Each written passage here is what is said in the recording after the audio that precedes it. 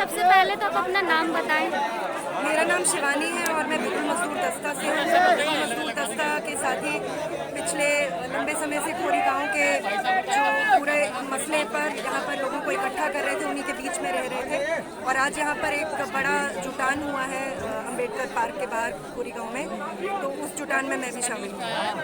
आप लोगों की तरफ से खोरी वासियों की कितनी मदद की जा रही है, कितना सहयोग किया जा रहा है?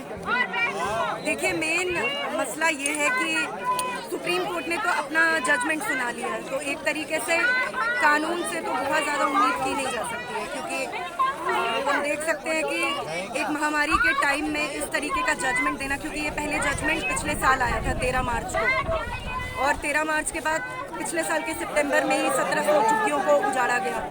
इस साल फिर सुप्रीम कोर्ट ने इंटरवीन करते हुए बोला कि और झुग्गियों को भी उजाड़ो।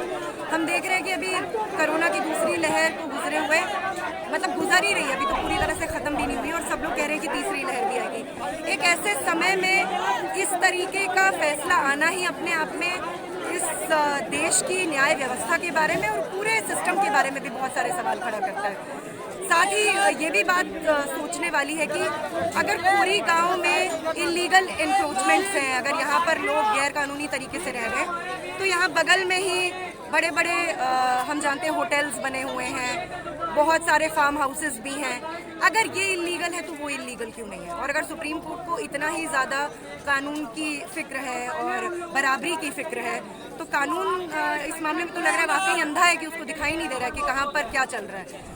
तो हम लोग भी यहाँ पर लोगों को अभी एक तरीके से फिर से ऑर्गेनाइज करने के काम में लगे हुए हैं। खुद लोग भी यहाँ पर इनिशिएटिव ले रहे हैं, क्योंकि ये एक बात है ना कि आप पुलिस के जरिए फिर तमाम इस तरीके की जो बातें आती हैं कि कागज दिखाइए अपने, आप ओनरशिप के पेपर दिखाइए, टाइटल ऑफ ओनरशिप दिखाइए, जो इम्पॉसिबल है। टाइटल ऑफ ओनरशिप नहीं है यहाँ किसी के पास। ये सवाल ही अपने आप में मतलब गैर ज़रूरी है, इसका कोई मतलब ही नहीं है। जानबूझ के सवाल इसलिए बनाए जा रहे हैं ताकि लोग सहम जाएं, डर जाएं कि अच्छा कागज़ दिखाने हैं, मतलब हमारे पास तो डॉक्यूमेंट्स ही नहीं है। डॉक्यूमेंट्स की बात ही नहीं होती है। बेसिकली मसला ये है कि सरकार, जिसकी ये ड्यूटी होनी चाहिए कि वो सबको स्टेट हाउसिंग, सरकारी आवास, राजकीय आवास का अधिकार मुहैया कराए, आज उसी सरकार को बचाने के लिए सुप्रीम कोर्ट, उसी सरकार को बचाने के लिए पुलिस, उसी सरकार को बचाने के लिए तमाम तरह के लोग जो हैं, तमाम पॉलिटिकल पार्टीज हैं, वो मैदान में उतर रही हैं। तो मेरे ख्याल से इस तरीके की कोई भी जो घटना है, जैसे खोरी गांव हो गया, फिर दिल्ली में भी इस तरीके के बहुत सारे रेलवे के लाइन पर जो बने हुए घर थे, वहाँ पर हम लोगों ने लड़ाई लड़ी। हमने दिल्ली में दिल्ली आवास अधिकार संघर्ष समिति बनाया और वहाँ पर हमने रोका। हम अपने अधिकार, हमारा कोई अधिकार हमसे छीना जा रहा है, जो अधिकार जायज़ है, जो हमें मिलना चाहिए, जो इस देश के नागरिक के तौर पे हमें नेचुरली हमारे हिस्से आना चाहिए। हम अपने उस अधिकार की बहाली के लिए लड़ रहे हैं। खोरी गांव रातों रात तो नहीं बना होगा, यहाँ पे इतने साल से लोग आ रहे हैं, बस रहे हैं, तो क्या सरकार को तब दिखाई नहीं दे रहा था? क्या तब सुप्रीम कोर्ट को नहीं दिखाई दे रहा था?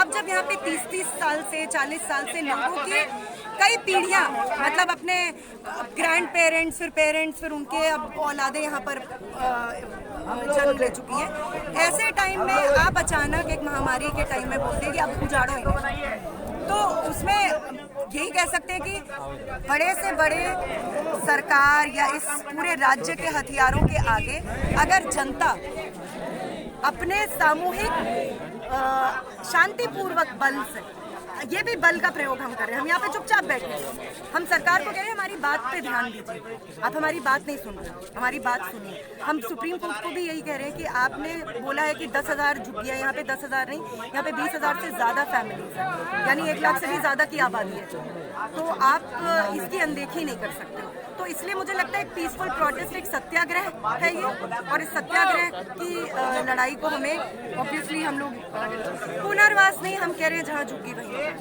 यही आप लोग यहीं पर होना चाहिए, क्योंकि देखिए पुनर्वास की भी एक पॉलिटिक्स होती है। किसका पुनर्वास होगा? खट्टर ने तो अपने हाथ खड़े कर लिए, उसने बोला मैंने गिनती कर ली है, सिर्फ 3400 वोटर है, 1400 नहीं, हाँ 1400 है, नहीं 1400 फैमिलीज है, 1400 फैमिलीज है, 3400 वोटर्स है। लाख में से अब 3400 को, और हमने ये रिहेबिलिटेशन बहुत सालों से देखा है, कोई रिहेबिलिटेट नहीं होता है। मामले लटके रहते हैं, यहाँ से उजाड़े जाते हैं। लोग थोड़ी जाके कहाँ पूछेंगे? अभी तो जब आप उजड़े नहीं हो तब आप क्लेम कर सकते हो, जब आप एक बार उजड़ गए तब आप क्लेम नहीं कर सकते। ये जगह हमारी है। मैं तो बार बार वही कह रही हूँ कि अगर ये इस देश का कानून बराबर है तो अगल बगल के हाई राइजेस पे भी वही कार्रवाई होनी चाहिए। आप हाई राइजेस पे भी कार्रवाई। खबरों की विस्तार से जानकारी के लिए सब्सक्राइब करें हमारा चैनल और क्लिक करें बेल आइकन पर, ताकि कोई भी खबर आपसे अछूती ना रह सके।